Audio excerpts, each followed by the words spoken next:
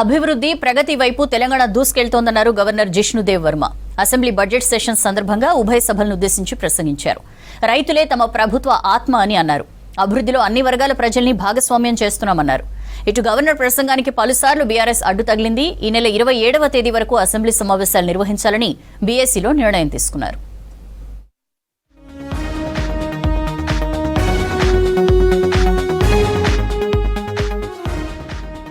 Telangana budget సమావేశాలు ప్రారంభమయ్యాయి. ఉభయ సభలను ఉద్దేశించి గవర్నర్ జిష్ణుదేవ్ వర్మ ప్రసంగించారు. రాష్ట్రానికి రైతులే ఆత్మని, వారి అభివృద్ధికి అన్ని చర్యలు తీసుకుంటున్నామన్నారు గవర్నర్.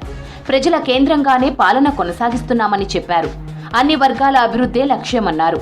మహిళలు, యువతకు అన్ని విధాలుగా సహకరిస్తామన్నారు governor. Social justice is not an afterthought. It is the foundation of Telangana development model.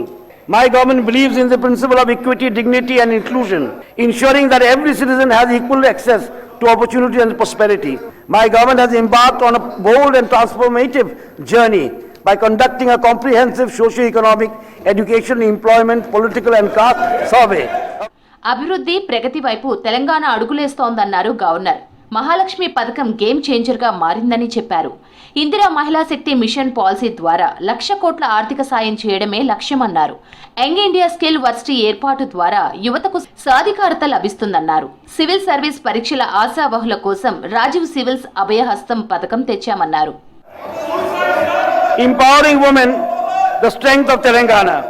No society can claim progress unless its women are empowered, protected and given equal opportunities. Telangana recognizes the transformative power of women, and my government is committed to breaking barriers and unlocking new opportunities. The Rajiv Gandhi Civils Abhaya Hastam scheme. This initiative ensures that financial constraints do not hinder deserving candidates from pursuing higher education. బీసీలకు 42% రిజర్వేషన్లు కల్పించేందుకు bill ప్రతిపాదించామన్నారు governor. Telangana ఘనమైన సంస్కృతికి నిలయమన్నారు governor Jishnu Dev Varma. Gaddar, Anjaiah వంటి ఎందరో ప్రజల కోసం కృషి చేశారని చెప్పారు. జయ జయ హే తెలంగాణ జనని జయకేతనం రాష్ట్ర గీతంగా చేసుకున్నామని గుర్తు చేశారు. సామాజిక న్యాయం, అభివృద్ధికి ప్రభుత్వం కట్టుబడి ఉందన్నారు. సచివాలయంలో తెలంగాణ తల్లి విగ్రహం ఆవిష్కరించుకున్నామని చెప్పారు. The government of Telangana has proposed a bill to provide legislative backing for 42% reservation for backward classes BCs based on finding of this recently conducted survey.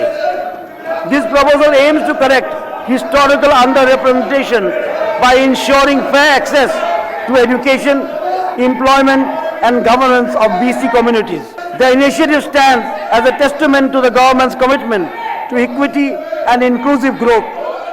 సభ్యులంతా సభకు తప్పనిసరిగా రావాలంటూ గవర్నర్ తన ప్రసంగంలో తెలిపారు. పలువురు మహనీయుల సూక్తులను కోట్ చేసిన గవర్నర్ రేపటి భవిష్యత్తు కోసం బడ్జెట్ పై అసెంబ్లీలో చర్చించాలని అన్నారు.